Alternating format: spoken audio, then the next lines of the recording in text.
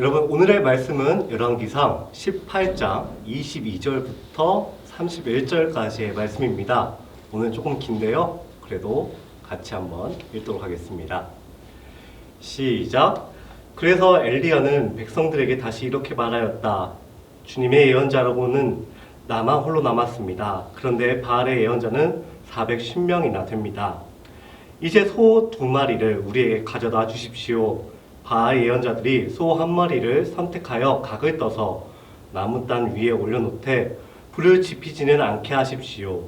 나도 나머지 1마리의 소를 잡아서 나무 단 위에 올려놓고 불은 지피지 않겠습니다. 그런 다음에 바알의 예언자들은 바알 신의 이름을 부르십시오. 나는 주님의 이름을 부르겠습니다. 그때 불을 보내셔서 응답하는 신이 있으면 바로 그분이 하나님이십니다. 그러자 모든 백성들은 그렇게 하는 것이 좋겠다고 대답하였다. 엘리야가 바알의 예언자들에게 말하였다. 당신들은 수가 많으니 먼저 시작하시오. 소 1마리를 골라놓고 당신들의 신의 이름을 부르시오. 그러나 불은 지피지 마시오. 그들은 가져온 소 1마리를 골라서 준비하여 놓은 뒤에 아침부터 한낮이 될 때까지 바알을 응답해 주십시오 하면서 부르짖었다. 그러나 응답은커녕 아무런 소리도 없었다. 바알의 예언자들은 제단 주위를 돌면서 춤을 추었다. 한낮이 되니 엘리야가 그들을 조롱하면서 말하였다. 더 큰 소리로 불러보시오. 바알은 신이니까 다른 볼일을 보고 있을지, 아니면 용변을 보고 있을지, 아니면 멀리 여행을 떠났을지, 그것도 아니면 자고 있으므로 깨워야 할지 모르지 않소. 그들은 더 큰 소리로 부르짖으면서 그들의 예배 관습에 따라 칼과 창으로 피가 흐르도록 자기 몸을 실렀다. 한낮이 지나서 저녁 제사를 드릴 시간이 될 때까지 그들은 미친 듯이 날뛰었다. 그러나 아무런 소리도 없고 아무런 대답도 없고 아무런 기척도 없었다. 이때에 엘리야가 온 백성들에게 가까이 오라고 하였다. 백성들이 가까이 오니 그는 무너진 주님의 제단을 고쳐 쌓았다. 그리고 엘리야는 일찍이 주님께서 이스라엘이라고 이름을 고쳐주신 야곱의 아들들의 지파 수대로 12개의 돌을 모았다. 아멘. 네. 안녕하세요. 우리 청소년부 친구들. 네. 사순절 둘째 주일 우리 이 예배에 청소년부 예배 참석하신 여러분들을 주님의 이름으로 환영합니다. 지난주에 우리가 같이 함께 약속했던 것들이 있습니다. 혹시 무엇이었는지 기억하고 계신가요? 아니면 기억하고 실천을 했나요? 지난주에 우리가 약속했던 것은 내 주위에 있는 한 사람을 선택해서 지목해서 양보하며 살아가기를 잘 실천하고 있었나요? 아직 실천하지 못하고 있다면 실천하고 있기를 바랍니다. 그리고 실천한 친구들에게는 전사님이 칭찬을 해드리고 싶어요. 참 잘했습니다. 오늘은 우리가 특별히 사순절 둘째 주일을 맞이하여 양보하는 사랑을 우리가 저번 주에는 사순절 첫째 주일을 맞이하여서 양보하면서 사랑하기를 다짐했었어요. 오늘 그 두 번째 시간으로 새로운 주제를 가져와서 여러분과 이야기를 나눠보려고 합니다. 오늘 말씀은 이제 성경의 이야기를 통해서 여러분과 함께 나누려고 하는데요. 저번 주 설교와는 좀 다르게 예화가 좀 많이 들어가지 않습니다. 오직 성경 이야기로만 조금 여러분과 함께 나누어 보려고 합니다. 이 엘리야 예언자가 여호와 하나님을 떠나서 바알 신을 섬기는 이스라엘 백성들을 불러 모아서 이 갈멜산에서 응답할 수 있는 그 신을 참 신으로 결정하자는 제안을 합니다. 모든 이스라엘 백성들이 모였고 또 바알 제사장들 450명이 이렇게 함께 모였습니다. 그래서 소를 잡아서 이 제사를 드리고 이 제사에 응답한 신이 참 신이라고 우리를 이제 이렇게 내기를 하는데요. 먼저 우리가 성경의 말씀대로 읽어봤던 것처럼 바알 신을 모시는 제사장들이 먼저 소 한 마리를 잡아서 각을 뜬 다음에 나무단 위에 올려서 이제 신에게, 바알 신에게 불을 내려달라고 기도를 합니다. 그런데 이 기도를 하는데도 한낮이 지났는데도 전혀 응답을 하지 않습니다. 그래서 이 정오가 지나서 이 저녁까지 계속 기도를 드리는데요.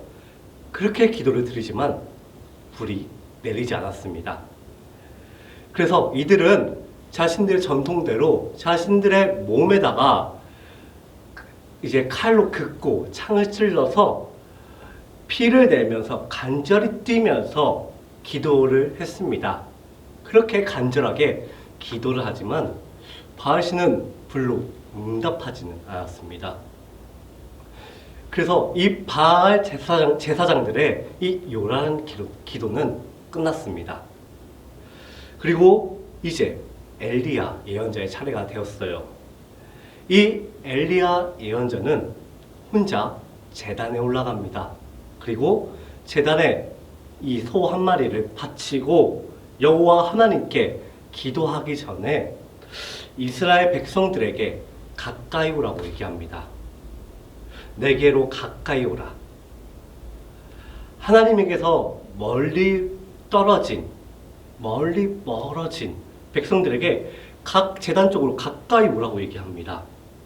그리고 버려지고 돌보아지지 않은 이 여호와의 제단을 다시 이렇게 만듭니다. 멀리서 구경하던 백성들에게 엘리야 예언자는 가까이 와서 이 무너진 제단을 다시 만드는 것을, 그리고 고치는 모습을 자세하게 보라고 이야기를 하죠. 사실 이 이스라엘 백성들은 여호와를 떠나서 여호와의 제단을 망가뜨린 본인들입니다. 하나님의 제단을 무너뜨린 이 이스라엘 백성들은 사실 하나님의 제단, 이 하나님의 제단에 가까이 와서는 안 됩니다. 그리고 가까이 오게 해서도 안 되죠. 그들은 하나님보다 바알을 더 가까이 했던 사람들이고 여호와 제단을 멀리해서 오히려 여호와 제단이 무너지게 했던 사람들이었죠. 바알의 백성들이 된 이스라엘은 하나님에게서 멀리 떨어진 자들입니다. 그래서 이런 무지하고 나쁜 백성들에게 하나님께서는 불을 내려가지고 천벌을 줘야 되는 게 마땅하지 않을까요? 아니면은 다른 벌을 내려서 너희들 나를 무시했어? 나에게서 떠나갔어? 나를 버렸어? 하면서 하나님의 전지전능을 보여주는 것도 한 방법이 아닐까요?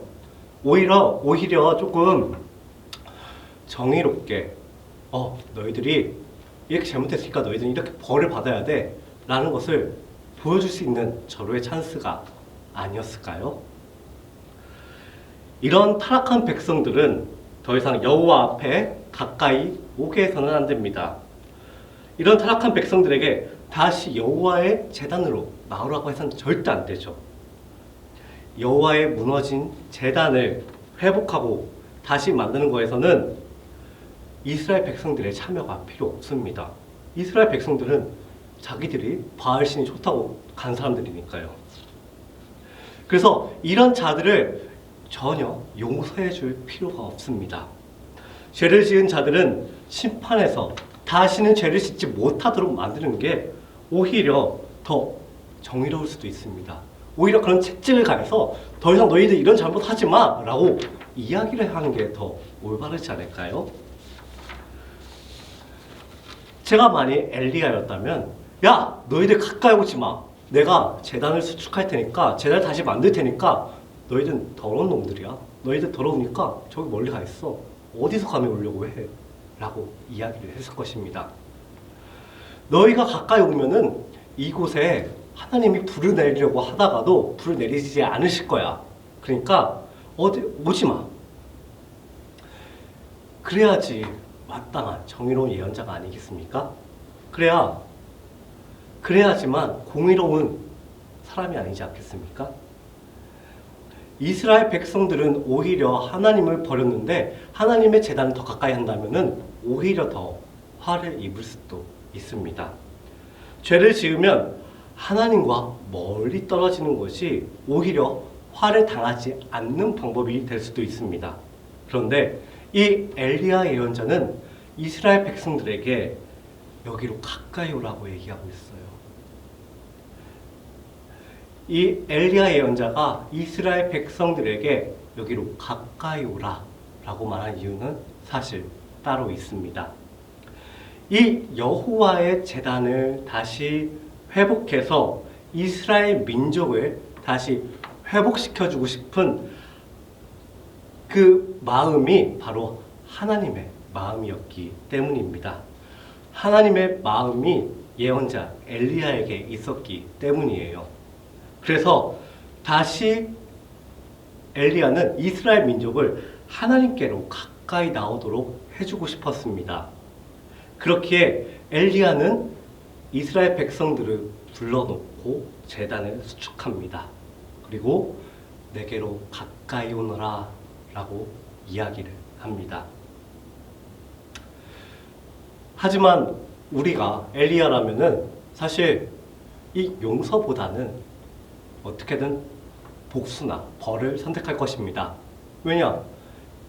예언자 엘리야는 하나님의 말씀을 전하는 사람은 나만 딱 한 명 남았고 바알을 섬기는 사람들은 450명이나 되는데 원래 그들은 이스라엘 민족들은 하나님을 섬겼다가 바알신을 섬기면서 이 바알신 이 하나님의 말씀을 전하는 이 예언자들의 수가 급감을 한 거예요. 오히려 예언자인 이 엘리야 입장에서는 이스라엘 민족들은 죽일 놈들입니다. 용서하지 못할 놈들이에요. 어떻게 용서하겠어요? 같이 말씀을 전하던 사람들이 다 사라졌는데.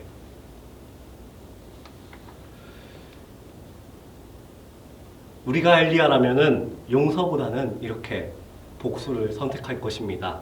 아니, 용서라는 마음을 선택해도 용서하려고 노력을 해도 저 사람은 내가 굳이 왜? 굳이? 내가 왜? 쟤 용서할 수 없어? 부셔버릴 거야? 라고 하면서 용서보다는 복수를 선택할 것이에요. 그게 인간의 마음입니다. 그러나 우리는 하나님을 아는 사람들로 그리스도인으로서 세상의 방식을 추구하기보다는 하나님의 방식을 택해야 합니다. 왜냐하면 엘리야를 통한 하나님의 마음이 우리에게도 있기 때문이에요. 그렇다고 내가 용서하고 싶다고 해서 용서되는 것이 아닙니다. 여러분, 우리가 정말 용서의 사람이 되려면은 사실 우리의 마음대로, 우리의 의지대로 하는 것이 아니라 먼저 우리의 마음이 그런 마음이 될 수 있게 성경을 날마다 읽어야 해요. 그 성경을 날마다 읽을 때 성경이 이런 책이네? 이런 거네? 이런 게 아니라 예수님으로 성경을 읽어야 합니다. 성경을 읽을 때에 예수님이 어떤 분인지를 깊이 생각하고 예수님이 어떤 분인가를 성경을 통해서 자세히 알아야 해요. 예수님을 나의 빈 마음 속에 날마다 성경을 읽으면서 가득 채워야 합니다. 그렇게 되면은 예수님께서 내 속에, 내 주변에 모든 자들을 용서해 주시고 예수님의 마음으로 살게 해 주시죠. 그러나 우리가 성경을 읽지 않고 성경을 예수님의 렌즈로 보지 않게 되면은, 그리고 예수님의 마음으로, 하나님의 마음으로 살지 못하면은 맨날 남을 정죄하고 남을 비판하고 그러다가 밤마다 스트레스가 쌓여가지고 밤마다 잠을 못 자는 그런 비참한 인생을 살게 되는 것이 바로 우리의 인생입니다. 그러나 날마다 성경을 읽을 때 예수님의 모습으로, 예수님으로 성경을 보게 되면 예수님처럼 우리는 용서의 사람이 될 수 있습니다. 모든 자를 용서하는 자가 될 수 있습니다. 친구들, 이번 주에는 날마다 한번 성경 읽기를 한번 해보았으면 좋겠어요. 그냥 성경책을 쫙 한번 이렇게 펴서 한번 읽고, 특히 예수님의 내용이 내오는 사복음서, 마태복음, 마가복음, 누가복음, 요한복음, 이 네 가지 복음서를 같이 한번 그 중에서 하나씩 골라서 한번 읽어보기. 예수님은 어떤 분이었는가? 우리 친구들 바로 누구 용서하세요 하라고 하면 용서 못 하잖아요, 사실. 그러니까 우리가 용서의 사람이 되기 위해 한번 예수님은 어떤 분인가 라는 것을 같이 나누어 보았으면 좋겠습니다. 그래서 하나님이 가까이 해주시고 세상의 많은 자들을 가까이 해주는 사람이 될 수 있습니다. 날마다 성경을 읽음으로써 예수님을 깊이 묵상하고 예수님이 어떤 분인가를 알게 될 때에 하나님과 가까이, 그리고 사람들과 가까이 되는 은혜와 축복이 우리 친구들에게 함께하기를 주님의 이름으로 소망합니다. 다 같이 기도 드리시겠습니다. 사랑하는 하나님, 감사합니다. 주님, 오늘 말씀을 통하여서 오늘부터 하루에 한 번 성경책을 읽음으로 예수님이 어떤 분이신가에 대해서 조금 알아가 보려고 합니다. 주님, 주님에 대한 사랑을 우리가 깨닫게 하여 주십시고, 주님, 우리가 용서하는 그런 넓은 마음을 갖기 위해서 예수님이 어떤 분이신가를 좀 더 알아가고자 합니다. 주님, 남을 용서하기가 쉽지 않습니다. 그러나 하나님의 사랑, 예수님의 사랑을 깨닫게 될 때에, 예수님이 어떤 분이신가에 대해서 깨닫게 될 때에 우리는 남을 용서할 수 있는 사람이 된다고 믿습니다. 주님, 그 사람이 될 수 있기를 원합니다. 주님의 그릇으로, 주님의 사랑한 자녀로서, 세상에 빛을 비추는 존재로서 우리가 용서하는 사람이 되기 위하여 예수님을 더욱더 알게 하여 주세요. 주님, 이번 한 주간도 주님의 말씀을 고이고이 간직하며 살아갑니다. 주님, 이 고이고이 간직하며 살아갈 때에 무너지지 않게 하여 주시옵시고, 주님, 날마다 성경을 읽음으로 우리가 더욱더 커가는 그런 능동교회 청소년부 친구 될 수 있도록 주님께서 인도하여 주시옵소서. 이 모든 말씀 감사드리며 예수님의 이름으로 기도드립니다. 아멘.